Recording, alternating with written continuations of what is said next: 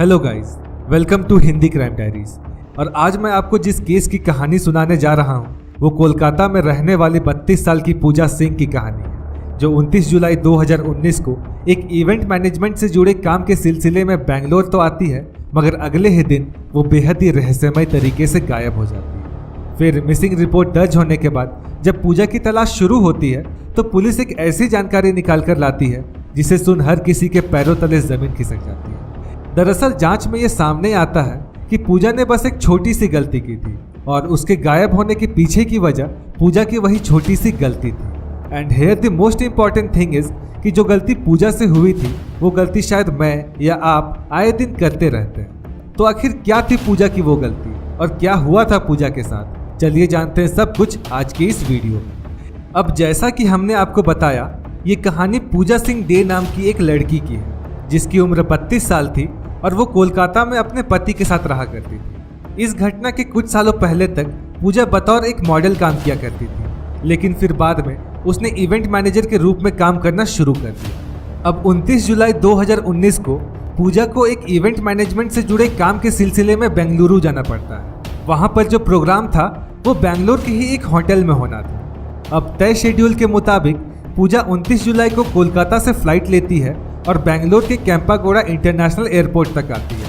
और वहां से एक ओला कैब बुक करके वो होटल तक जाती है। होटल पहुंचकर पूजा कार से उतर जाती है, लेकिन अंदर जाने से पहले वो ड्राइवर से पूछती है कि अगर पॉसिबल हो तो क्या तुम मुझे 31 जुलाई को सुबह 5 बजे इसी होटल से पिक कर सकते हो, क्योंकि उस दिन सुबह मेरी बेंगलुरु से कोलकाता के लिए फ्लाइट है। फिर ड्राइवर इस बात के लिए हाँ बोल देता है और 1200 रुपये में अपनी डील फाइनल करने के बाद वो वहां से चला जाता है। अब तारीख आ जाती है 31 जुलाई 2019।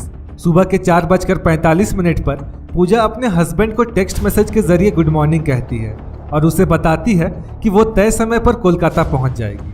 फिर पूजा के बताए शेड्यूल के मुताबिक ही पूजा के पति कोलकाता में पूजा का इंतजार करता है, मगर पूजा नहीं आती।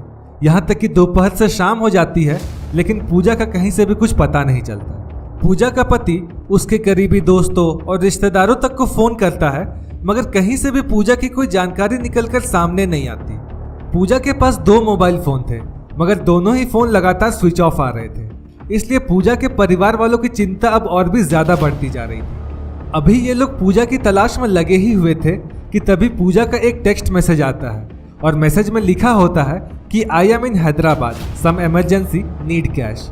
इस मैसेज के थोड़ी ही देर बाद एक और मैसेज आता है और उस मैसेज के जरिए पूजा अपने पति से अर्जेंटली 5 लाख रुपए की डिमांड करती है। इन मैसेजेस को देखकर पूजा का पति तुरंत पूजा को कॉल करने की कोशिश करता है, मगर पूजा का फोन अभी भी स्विच ऑफ आ रहा था। फिर थोड़ी देर इंतजार करने के बाद वो वापस से एक मैसेज के जरिए पूजा से कहता है कि अगर तुम्हें पैसे चाहिए तो जल्द से जल्द मुझसे फोन पर बात करो। इस मैसेज का दूसरी तरफ से कोई जवाब नहीं आता और फिर मैसेजेस का यह सिलसिला यहीं पर खत्म हो जाता है। अब पैसों की डिमांड वाली मैसेज को देखकर पूजा के पति को कुछ अनहोनी की आशंका हो चुकी थी।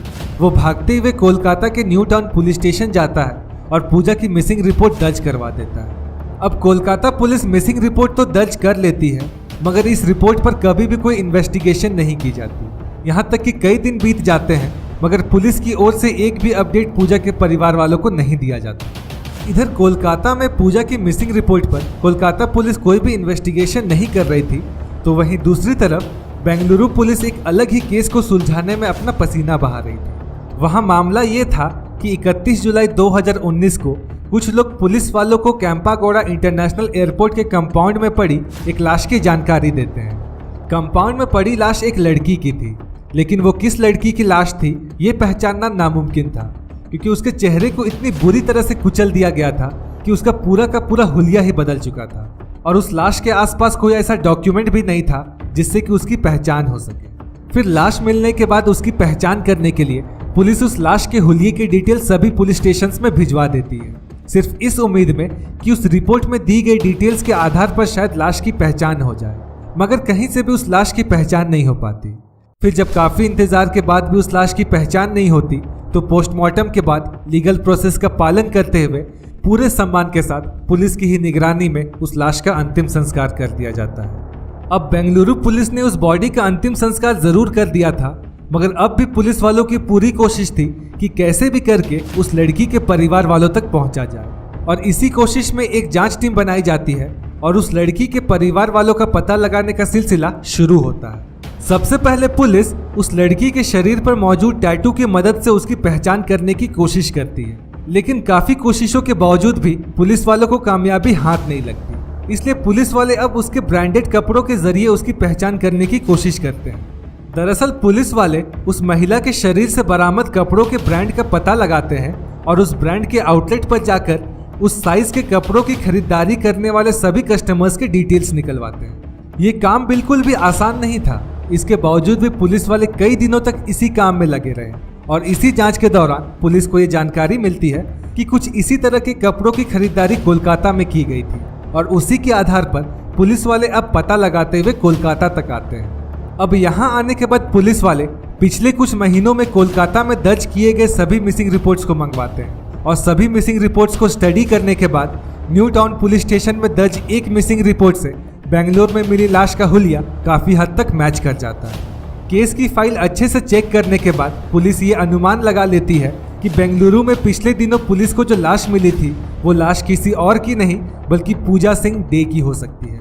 इसके बाद बेंगलुरु पुलिस इस बात को कंफर्म करने के लिए 16 अगस्त को पूजा सिंह के भाई को फोन करती है, जिसके बाद पूजा सिंह का भाई तत्काल फ्लाइट लेकर बेंगलोर चला जाता है, जहां पुलिस वाले उसे उस लाश के आसपास से बरामद सभी दूसरी चीजें तथा तस्वीरें दिखाते हैं। अब भले ही चेहरा नहीं दिख रहा था, मगर बाकी सभी दूसरी चीजों को देखकर पूजा का भाई ये कंफर्म कर देता है कि वो मरी हुई लड़की कोई और नहीं बल्कि उसकी बहन पूजा ही थी।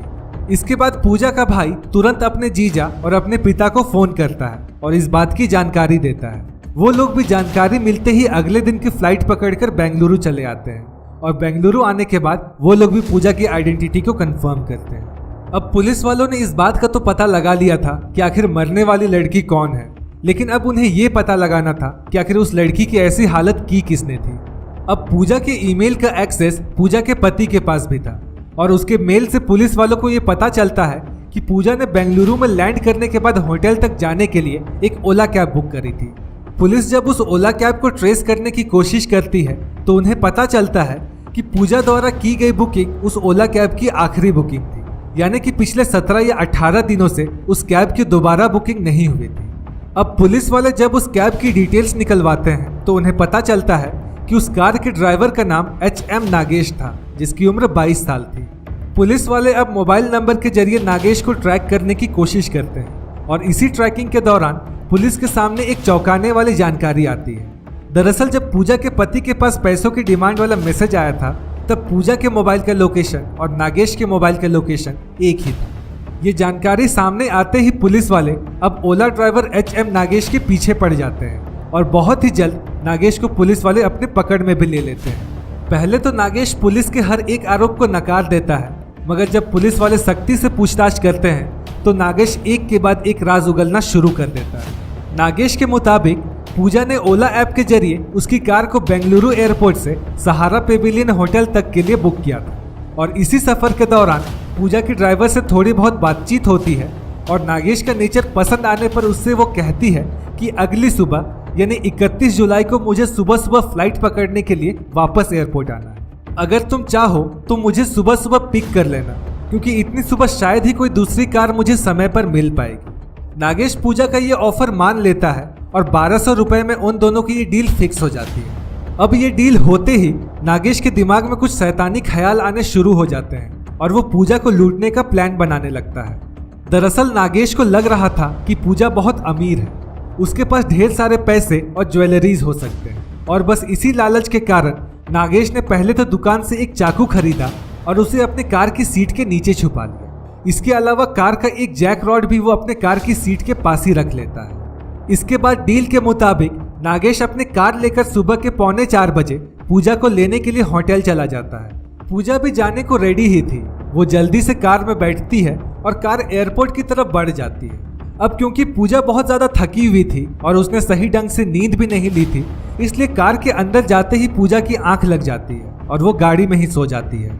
अब जैसे ही नागेश को लगता है कि पूजा सो चुकी है तो वो एयरपोर्ट का रास्ता छोड़कर एक दूसरे रास्ते की तरफ कार मोड़ लेता है और क्योंकि पूजा नींद में थी इसलिए उसे इस बात का पता तक नहीं चला। इसके बाद नागेश बड़े आराम से कार को चलाते हुए एक सुनसान इलाके में ले जाता है और सुनसान इलाके में पहुंचने के बाद वो पूजा को जगाता है और उससे जल्द सारा सामान देने को कहता है। पूजा इस बात का विरोध करती है और मदद के लिए चिल्लाने की कोशिश करती है, मगर पूजा चिल्ला पाती इससे पहले ही नागेश अपने पास मौजूद लोहे का रॉड सीट के नीचे से निकालता है और पूजा के सर में जोर से दे मारता है।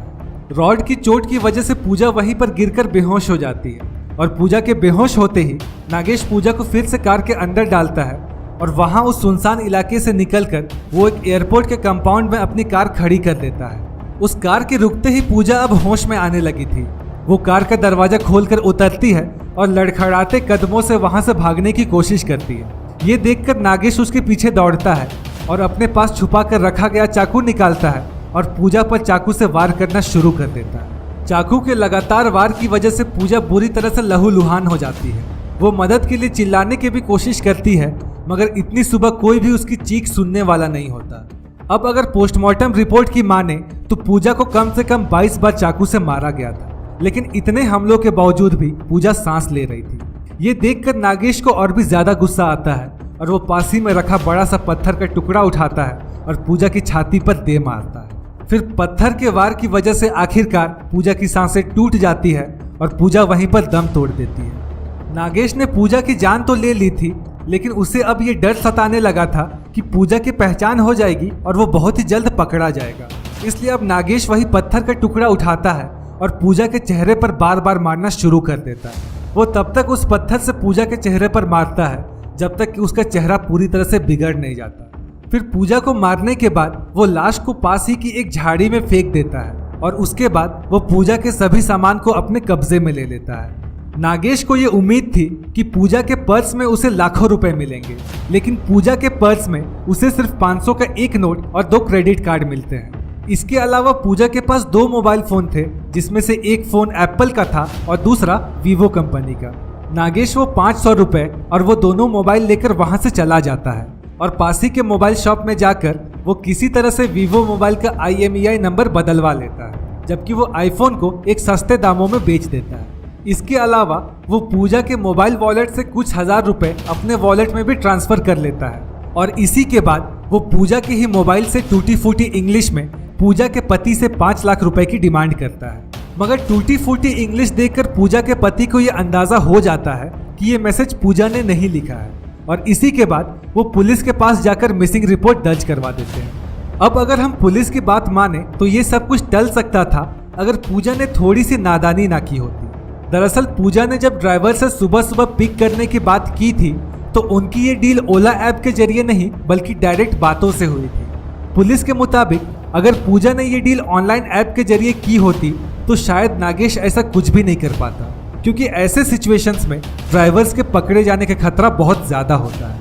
लेकिन थोड़े पैसे बचाने के लिए या सुबह कैब जल्दी ना मिलने के डर से पूजा ने ड्राइवर से ऑफ द प्लेटफॉर्म डील कर ली और इस डील की कीमत पूजा को अपनी जान देकर चुकानी पड़ी। अब फिलहाल अगर हम नागेश की बात करें तो इस पूरे खुलासे के बाद उसे अरेस्ट करके जेल भेज दिया जाता है और सलाखों के पीछे बंद नागेश अभी अपनी सजा का इंतजार कर रहा है।